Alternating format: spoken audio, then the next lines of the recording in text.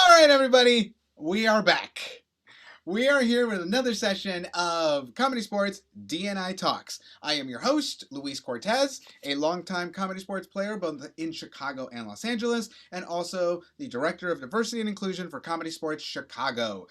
This show we started a few weeks ago, essentially to introduce everyone to our ensemble and their experiences and their stories and their truths as they have been navigating not just the improv community, but the comedy sports community as well, and also to essentially normalize these sort of conversations, not just amongst ourselves, but amongst our audiences and our community. And hopefully, we can make this more of a regular thing so that we can stop repeating the mistakes of the past. And today, I am joined by one of our newest ensemble members.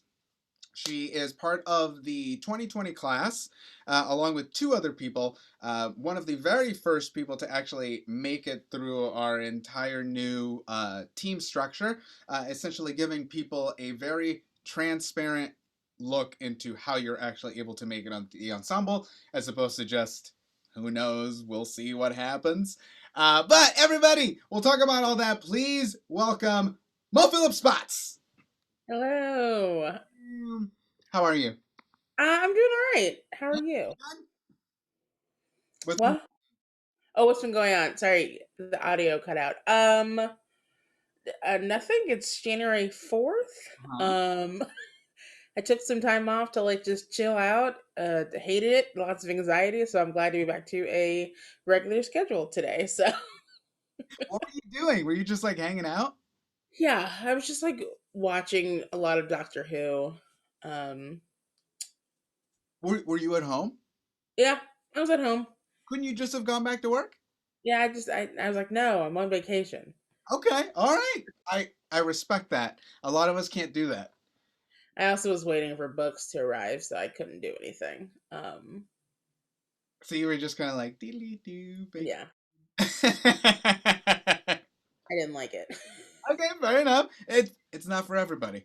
Uh, so thank you for coming back on. I know the last time we talked, it was you, me, Louie, and Kelsey, and we talked about how the three of you were our newest class, our 2020 COVID class. I know how much you hate that. um, but before we delve back into any of that, for anyone who might not have seen that specific one, why don't you introduce yourselves and tell us a little bit about yourself and where your improv journey started? I'm Mo. I am originally from Atlanta. I moved here about 7 years ago to do improv comedy. I majored in theater and had a hard time finding a place for myself. So I had tried improv a couple times, and I was like, that seems like a life goal. So I just moved to Chicago. So I started at Second City. I took their A and B classes. I did not like my class for level B, so I decided to try something else. And I discovered music improv, which I loved, and I did that for 1,000 years. I did the music improv conservatory. I was on Infinite Sundays, their music improv house team. I did Mint music improv night. I coached that. Um, Eventually joined Baby Wants Candy. And then I realized that I was putting too many eggs in the Second City basket, so I decided to diversify my improv. Um, so I ended up going to Comedy Sports to try the school, and then I joined a house team there a couple years later. I took a break to go to Europe for a month, and then I just, then I was like, oh, money is a thing you should have. I was on a Herald team at IO for almost a year before it closed down in COVID times. Um, yeah, and then I came back to comedy sports. I did a house team program, and then I joined minor league, and then just got on ensemble. And then I also last year was one of Second City's Bob Curry Fellows. So, and I also joined Baby Wants Candy and Storytown. I do a lot of things, or I did a lot of things around the city before this. But yeah, Yourself pretty that's things. Things. Uh, Let me ask you. So, I mean, that's for 7 years, that's a pretty hefty resume. Um, it's very impressive. What would you say? Well, let's start with some of your training. So, how would you say your experience over at Second City was? I mean, obviously, you were putting a lot of eggs in that basket. You said so yourself. Tell me about Conservatory. What was that like? It was a lot of fun. I really enjoyed learning music improv. I love musicals and I love to sing, but I'd never seen myself or heard because I took classical voice. And so I'd never heard like my voice type in musicals or like seen people that look like me outside of like the stepsister and Cinderella. And so like I always wanted to do musicals but never felt like I belonged. But music improv, you can be whatever and do whatever and try whatever. And so like I fell in love with it immediately and I loved it. So I love the conservatory program or the music improv program, and then yeah, I had a great time that year. So yeah. And you only did music conservatory? You didn't do the regular conservatory? No, I don't know why I never did it. Um yeah, I don't know why. I guess I don't know. Oh, I know why. I think at some point I wanted to do it, but I never got the notices for the auditions because I didn't finish A3 program, and I never like knew exactly when the auditions were. And then eventually I was like, I guess I'm not doing conservatory because also now I teach there, so I don't know. I mean, I guess I could still do it, but yeah. Uh, as someone who did it later in life, I wish I had done it later in life. Um, I hated it. Uh, cool. So, tell me about. Oh, you said you were a Bob Curry fellow. Tell me about that. Tell me about that experience. Because I auditioned for Bob Curry when I first got here, like once or twice.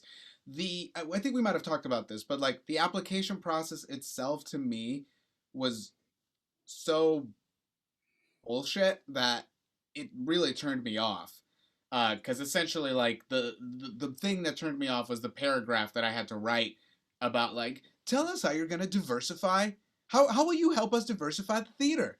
And I was just kind of like, by being here, like by being in your class, like why am I solving your problem? Why don't you tell me how you're going to diversify the theater? Um, and I like so I did that audition once and was just like, "No, this is not for me." Also, I had already done ships, so I was like, it feels like that's so that you can get to hear. And they asked me to audition. You should do Bob Curry. I was like, okay, I'll audition. But afterwards, it felt like it feels like you're just trying to stack this. Like I've already done your stuff. Like why are you sending me back? Anyway, that's me. Your opinion. They so they have done that in the past where they people who were like understudying for main stage would get put into Bob Curry. I don't know why they do that. What's the point of that? I don't know why. It's like Probably trying to give because extra training, but you quote unquote can't afford it, so you throw them into this class. It's like your second city. I think you can afford it.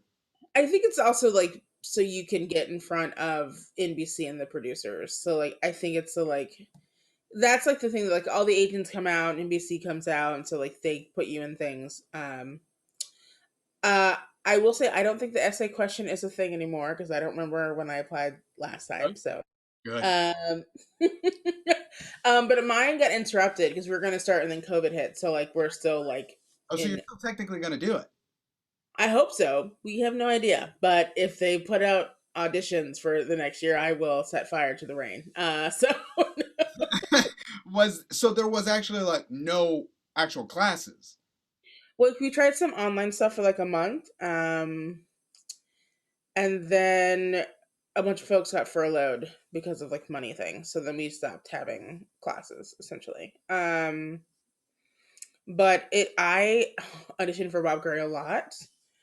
I feel like it's like something it was like a goal I needed to achieve because I had done everything else. I was like, no, I'm gonna get Bob Curry. And I think part of it was like for me doing improv and comedy, I didn't really know my voice. It took me a while to kind of figure out what my voice was and what I cared about was important.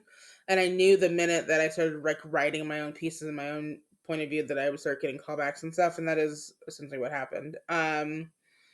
So this year I wrote a piece about being fat shamed on a dating app. And it worked. So there you know. There it is. So So do you feel that because you were willing to talk about that factor, that's the thing that got you in?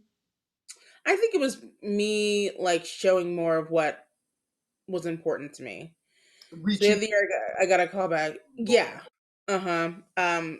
So the other year I got a call back was I had like taken a kid song and updated it to like a more adult version. I did the wheels on the bus, but like the bus driver was like cussing someone out. So like that's like, things that I thought about were funny. So I think those are the years that I like more was more comfortable and did better. So how do those differ from the other years where you didn't get a call back or just didn't feel good about it? other years I was doing like other people's stuff because I didn't trust my own like humor or pieces. I trust them more now. But so I was thinking, and then like just stuff that like I'm trying to think what else I did. Or like yeah, I always wake up for some morning the morning of a Bob Curry audition with a sore throat. Like every year I've auditioned. And like one year I tried to sing a song and I was like, well, you you don't have a voice, but here we are. There you Yeah, go. I think it was me being like, these are things I care about and I think are funny. I'm gonna trust this and run with it. So yeah. Okay. Yeah, I mean that makes sense because I'm thinking back to the couple of times I did it and the pieces that I performed, and same, I wasn't very trusting of my own comedic ability at that moment, and I think I got one callback, and then the other year I got nothing, and that's. But I also walked in there like, yeah, there's that. Yeah, there you go, and I can use sand. I don't know what to tell you. Uh, Also, at that point, I'd auditioned for them so much, and they had hired me that it was like, hey, for like the 2 minutes you're gonna see me in here, you kind of seen what I can do. Like, um, but anyway, so hopefully they'll still allow you to go through the program. I hope so. They're like it depends a lot on NBC apparently, because they have to figure out what they're doing to come back and see us, and so like we probably I don't know. I hope we still get to do it. Although if it's not next year, I don't know what's going to happen, but we'll see. So yeah, It's so funny that it relies specifically on that when it could very much just be like, you could still just give us the training. Like, the yeah, NBC can come see us at any point. Like, you have my name, I can always come back. But that's true. the I train, think it's more for the showcase for them to come and see us, and that's I think a large part of why people do it is to like get seen by these big producers. So I guess we could always film it and show it to them, but I guess like I think we also their DNI person isn't like got furloughed and then resigned. So I don't know if they have someone who's in that position right now. I don't know what's going on with that. So that's fair. Um, okay, so tell me about your experience with Baby Wants Candy. For those of you that are unaware, Baby Wants Candy is a very well-known musical improv team. They are both in New York and Los Angeles, and here in Chicago. They go to the Edinburgh Festival every year. They're very well known. They tour around a lot. Over the last year or so, Mo and I both got to sit in and play with them and join the team, and um, I think we had very different experience considering that you are a queen of musical improv, and I'm like, I know some Billy Ocean, but tell me about how that whole experience was for you, because I had a very different experience, I'm sure. well it's funny because when I first got asked to audition, I couldn't make it. They had like a rehearsal that was also an audition, but I didn't know that's what it was. I was like okay. But my friend's dad died, and so she was in town to deal with that. And I was like, I'm gonna go. They were like kind of like getting back to me about the show, and I'm like, hey, like I'm sorry, I'm gonna go be with my friend for with because her dad passed. I'm like, that's the priority for me. They're like, okay, that's you can totally get it. Do you want to come sit in rehearsal with us on Monday? And I was like, sure, I will go to your rehearsal. I will sit and watch, and I'll see what happens. And so I did the rehearsal. Our director was there. And then I get an email like, "Hey, send us your availability for shows." I'm like, "Oh, am I? Oh, am I in it? That's it? That's all?" Like, Exactly what they did to me. You come in, you sit in on one rehearsal, and I'm like, okay, that was fun. Just let me know. And then they're like, hey, so when can you play? Oh, I guess these days. Am I in though? Great, we'll see you Thursday. Right, but am I in, sir? Hello, Mr. Sir, am I in? Like, never got a congratulations. Welcome to the team. that's true. Eventually, I got messages from our director being like, "Hey, just checking in, saying it was great to meet you." Blah blah. And I was like, "Okay, this is a thing we're doing." I like it a lot. It's hard for me, which I like, because they're playing a more like heightened version of the way that I've been playing recently, and I love that it's a challenge, and I love it because I am not often challenged in things. Like, there are things that challenge me, like playing six things that challenges me, and I love and hate it. And there's also like this challenges me another way because I have to like think smarter, and I have to rhyme more, and I have to do more things. Do you need to come out here? Do you need to come out here? Oh, okay. Sorry. Sorry. You put it on the calendar. I wasn't sure if you were going to come out or not. Okay, cool. I'm Sorry. leaving, I'm leaving all this in. Yeah, please do. Uh, What's your roommate? yes, We should throw their name in there too. great.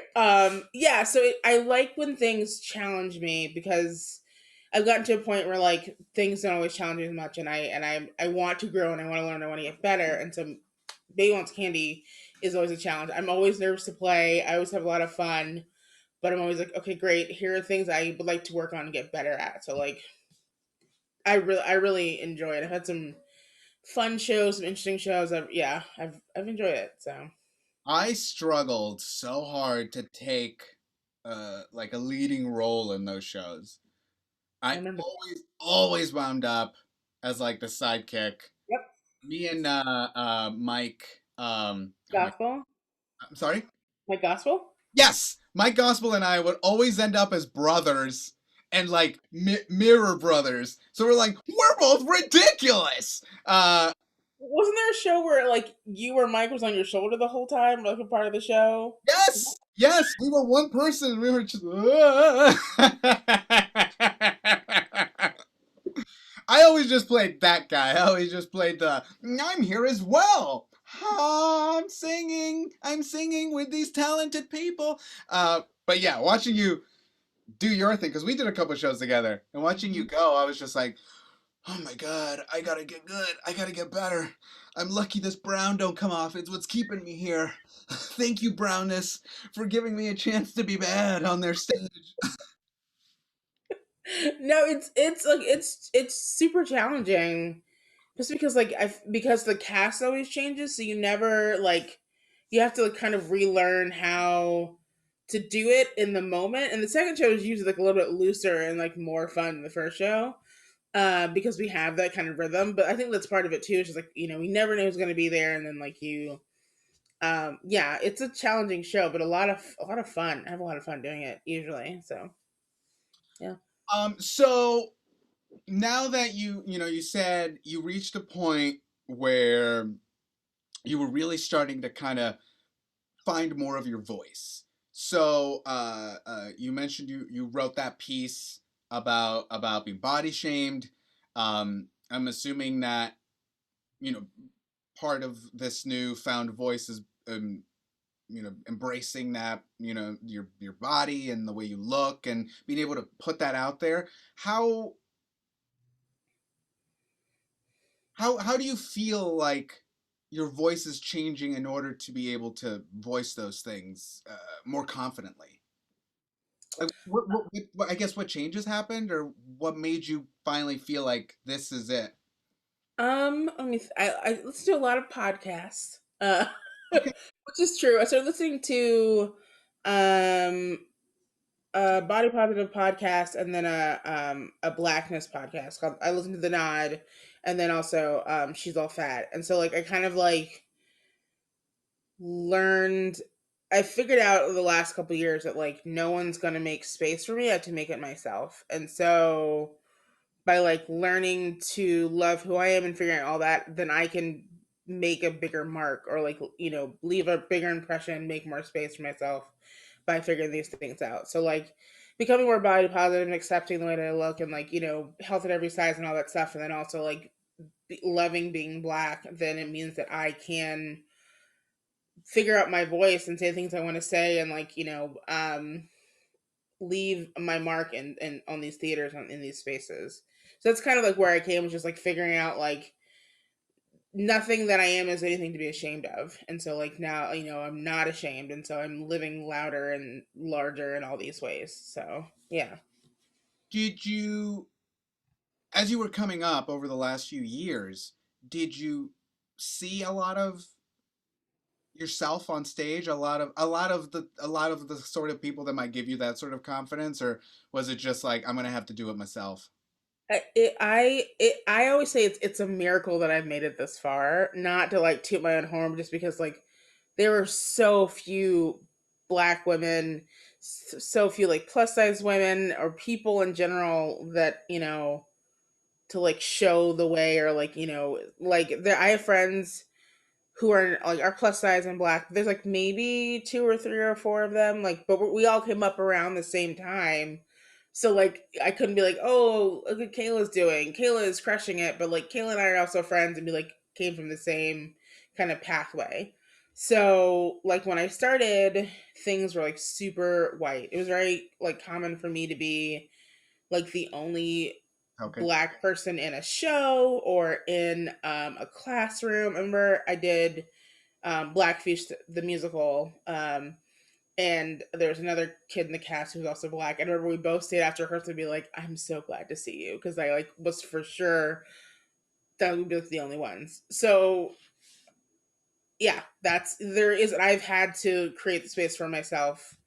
And then hopefully, because I do that, that I've created space for other people to come up to. So So yeah, in that same vein, then, do you this role you've given yourself, or at least embraced, um, do you feel uh, responsible in the fact that like you're kind of the face for the future? People like they see you on stage, and so you're the one that's giving them that like I could do that.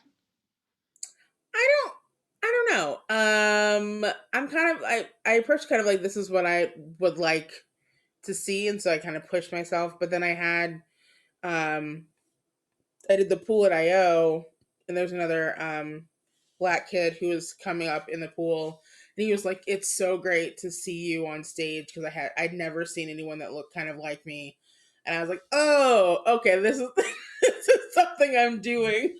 I was Yeah, like, oh, "Okay." you don't think about that, do you? I mean, yeah.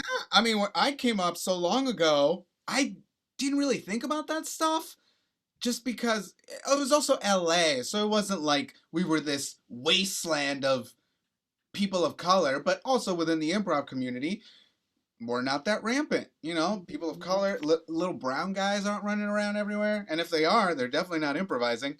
Um, I don't know what that means, uh, but but there were those people that were like, "Oh, I saw you do this a couple years ago, and it really made me feel like I could." And I was like, "Oh, oh, I should maybe watch what I'm doing a lot more." I didn't realize people are watching.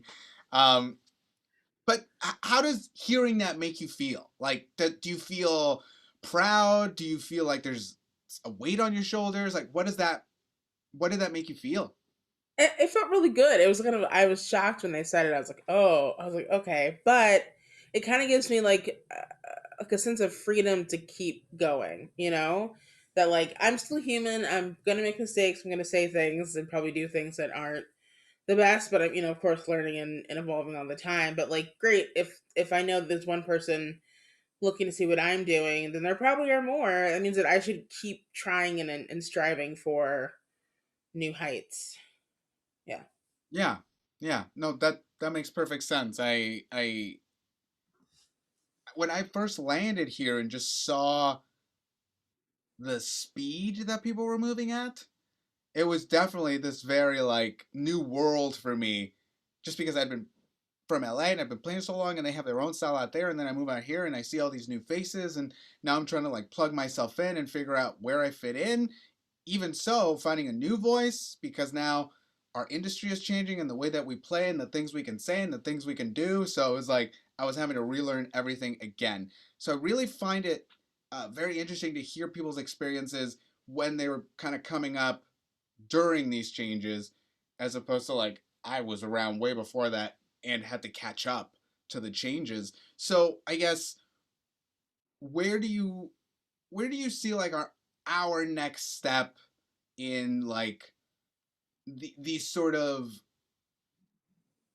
movements within our own communities? Like, do you feel like we need to find more spaces for ourselves, or do you think we need to find more ways to really like intermingle and really diversify in that way, or do you think it should be both?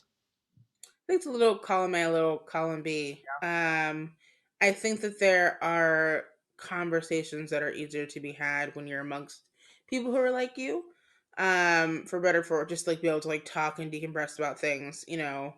Especially at this point when like a lot of this, yeah, Basically, like a lot of the spaces we've been in have been predominantly white, and so like there are things that have happened that like you know we want to process and decompress. But I don't think that like we should be wholly separate either. I don't think it's good for anyone to just completely separate from something else. I think there's something we should be diversifying, we should be listening to more voices, but also like if theaters aren't ready to do that, then creating own spaces for ourselves as well, you know? Because not every theater is set to do that, or you know, or they're not doing it fast enough, or there's even apparently I heard tell of a new GOP theater that's coming out. So you know, yeah, What? yeah. I follow someone on Instagram that's just that's starting a GOP theater. Yep. Oh, Yeah, talk about a step back. uh yeah. all right, well, let's switch gears. So you came over to Comedy Sports, and you said you started taking some classes, and then auditioned into House Team. Hmm. Was this when it was still House Party? Yeah. Yes. What Yes. What was your first team, Cosmic. and who was your coach? Ashley Victoria and Jesse Gomez, and then Meg Kennedy took over for Ashley. Okay, Mhm. and how was that? It was good. It was And Meg Kennedy, you said. yeah, Okay, so two people of color, uh, one white person, two women, one man. Awesome. Okay. I, yes. I really like to note this stuff because we so rarely talk about like who were the people you learned from, and what are their backgrounds, and and I know I've pointed this stuff out from the last few people when they've mentioned their teachers, and it's like I don't want to like dumb down these people to just these little qualifiers, but it's important that we notice that we know where people like you and I get our education from and our information from and our points of views. It's why sometimes it's hard for us to find our own because we're not presented with people who have points of views like ours. So it's hard for us to like, I guess it took me forever to find my voice, longer than I care to admit. But tell me about your experiences with those three coaches. Yeah, same actually. Yeah, it was really good. They're very different. Ashley's very chill. But I'm trying to think back to the beginning because I'm old and it's been so long. But I'm trying to think. I'm trying to like. There's something she did, and I feel bad, but I feel like she gave us a good like handle on like on how to like run our own shows. Mhm. It was kind of nice, like giving us our own like freedom to start doing our own things. Um, and then Meg kind of like helped us like fine tune different things. Like she like gave us even more freedom to that point. Like we were like halfway through or so. We got to create our own forms and like create our own games and all that stuff. And Jesse was also there. No, I'm kidding. Jesse Jesse was was also great. there. Jesse was a, it was it's hard switching from one coach to a second coach. But Jesse was kind of like the constant in the whole thing, which was like really nice. To have like him as like a steadying thing throughout the whole process. Mm-hmm. All Yeah. right, so Yeah. you had a great experience on Cosmic, uh, Mm-hmm. and then was there another house team from there, or Just the one. okay, so you were on the one team and then into minor league. Mm-hmm. Tell me about that. Um, let's see. I had a really hard audition. I didn't think I was gonna get anything out of it. I am someone who does not do well in audition improv, because I like to follow the rules, and so like I like to balance and I like to wait and give people a chance to speak. And audition improv is not that. It is like very much like look at me, haha. I'm like, oh, I did not do that. Audition Um, improv is the opposite of what real improv is. Audition improv is step all over each other to get your funny line in. yep.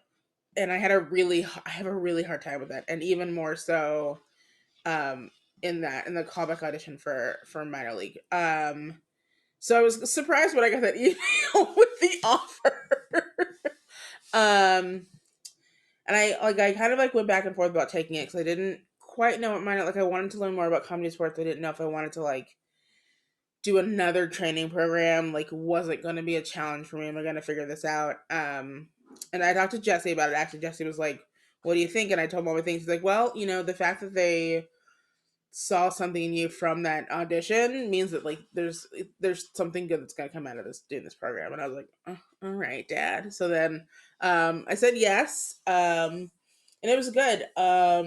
Yvette is, oh, she does not pull punches, and like she tells you exactly what it is. And I was like, part of me is like, ah. But I also grew up dancing, and one of my teachers was very very hard on us, so like it wasn't I was used to like being like straightforward, but it was good because she was like, these are things that you need to work on. I'm gonna help work on you. She's like, I have a very good track record, like I can get you an ensemble, blah blah. And I was like, okay.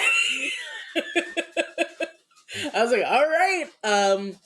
I mean, she was not wrong. Not too long ago, I was talking about someone else was mentioning Yvette on one of these, and they were saying we said Yvette is really good at the love part of tough love, where I think a lot of other people try to focus more on the tough part, uh, Mhm. but she was really good at like it was like she's gone. She's really good currently still to this day at just kind of laying it out, telling it to you like it is without like breaking your spirit.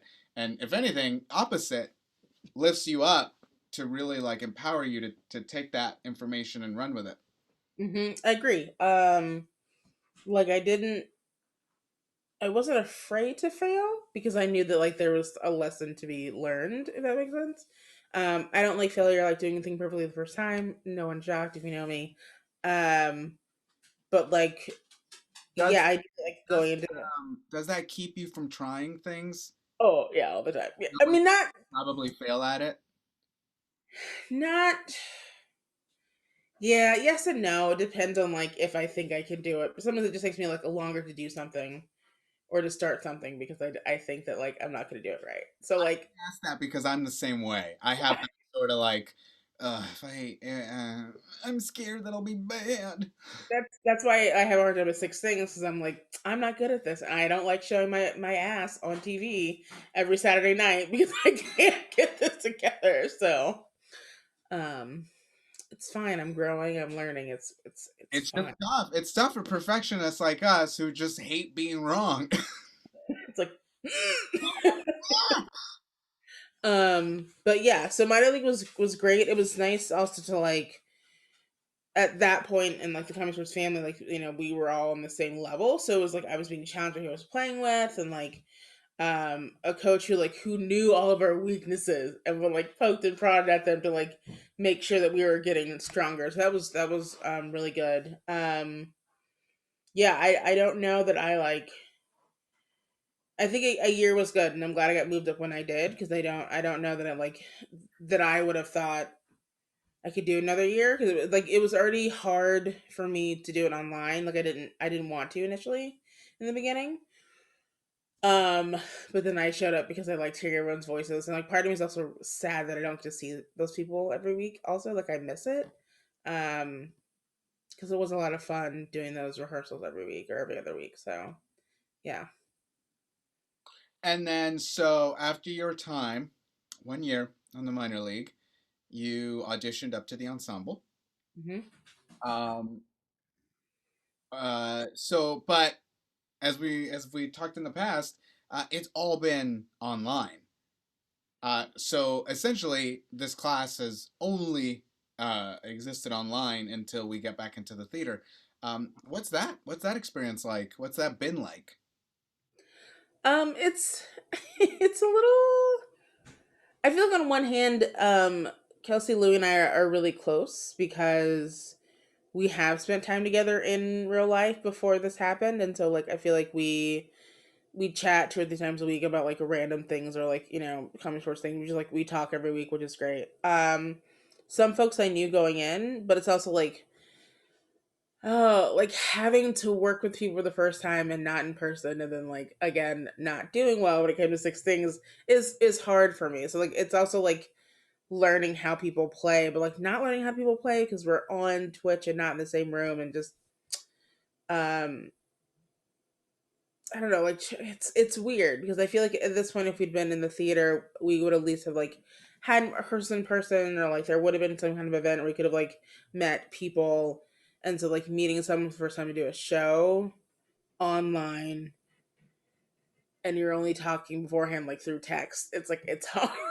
So Oh, it's no. hard. Ah, I did not even consider that factor. I didn't even think about the fact that there might be a few folks on the ensemble that you are not familiar with. Yeah. You are literally getting introduced to them half hour before a show. Hmm. Wow, that did not even cross my mind. That's on us. We dropped the ball on that one. We really should have created a situation where y'all could have met people and felt a little bit more comfortable going in. That's a good note for us. Oh, it wasn't a necessarily critique. It was just like something. I No, don't know. but in order, we throw you into shows and you don't even know some of these people. How are you supposed to feel confident? It's that's those are the little things that we need to watch out for. But it's such a specific like COVID related thing. Right.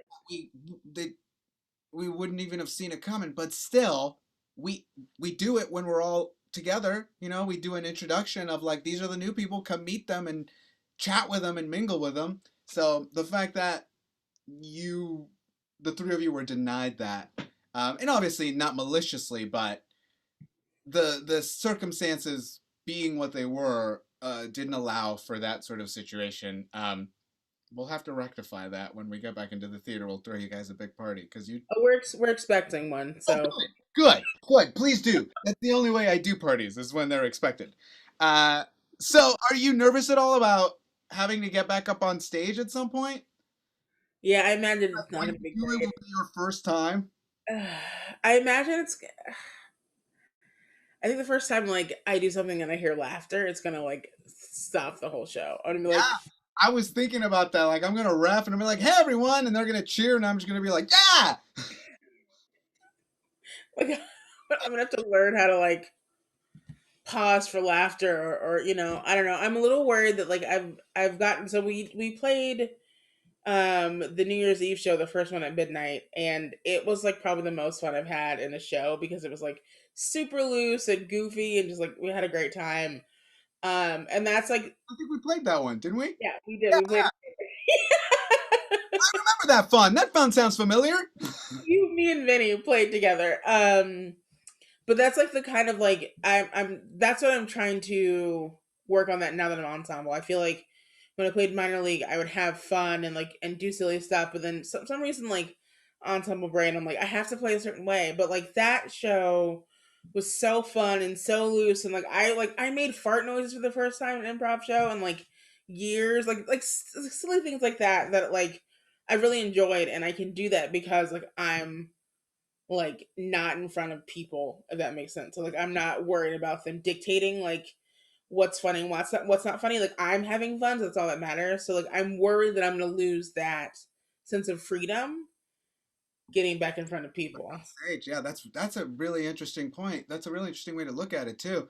The one thing that I noticed, well, out of the many things I've noticed during these online shows, but watching people who are more quiet and introverted in real life, and then just watching them shine on screen because they're essentially surrounded by their comfortability is magic. There are people who play so different online than when I watch them on stage, and they are coming to life. It is amazing to watch. So hopefully, we can find a way to help them carry that back over to the stage. Because that, yeah, I actually kind of went the other way and had to learn to play without the audience because half of my play at Comedy Sports is audience based. So now so that's gone, and I had to essentially like it's different now, and then we'll have to move back when we get back on stage. Mo, this has been so great. We are coming towards the end of our time. Once again, we'll cycle back through. We'll bring you back. We'll check in on all this stuff. Hopefully, we can check back in once we get back on stage and hear about your experiences with that. I would love to hear that. Any final thoughts that you might have? And I think I've asked you this before, but where do you see yourself going within our theater, and how can we help you do that? Oh, I don't even know. I don't know. At some point, I guess I'll be a captain of a show, which is terrifying to me. I don't know. I haven't thought that way through. For a long time, just like being an ensemble was the goal. So I don't really know like what. What's next? Yeah, I think I'd like to teach more. I really enjoy teaching. I think it's really important for students to see teachers who are Black women, which I've realized in the summer that like that's really important. Um, I think would like to teach for the school at some point moving forward. But yeah, I don't know. It's a good question for me to take back to the Think about to it. Think about the, it. Let me know. Final thought. Happy New Year. I Yeah, don't know. that's great. Tell you what, since we have you, why don't you plug your business? Oh, okay. Yeah. I run Momo's Book Club, a subscription book club for kids designed to make their library as diverse as the world. So every month we send out books based on a theme. And you get to enjoy some new books with like POC characters, queer families, Spanish language, all that jazz, all that good stuff. So yeah. Amazing. I will post the information to Momo's Book Club I will tag it at the end of this video. Everyone, please go ahead and check out Mo's business, Momo's Book Club. It's amazing. Recently featured in Cosmopolitan. Hey. Uh, please check out our Facebook page. Please check out our Twitter page, our Instagram. Please check us out on YouTube, and please check us out on Twitch, CSZN, Comedy Sports Chicago. Please like and follow all the D&I talks. There's many others within our channel inside of our YouTube page. So please find us and watch all the other videos, and there will be more. And we'll be updating shows Wednesday nights, Friday nights, Saturday nights, Sunday nights. Check out the website, and we will see you online. Mo, thank you so much for being here, and everybody, Happy New Year! That was yours, Mo. You said that. I stole it. You did. Just just like a man.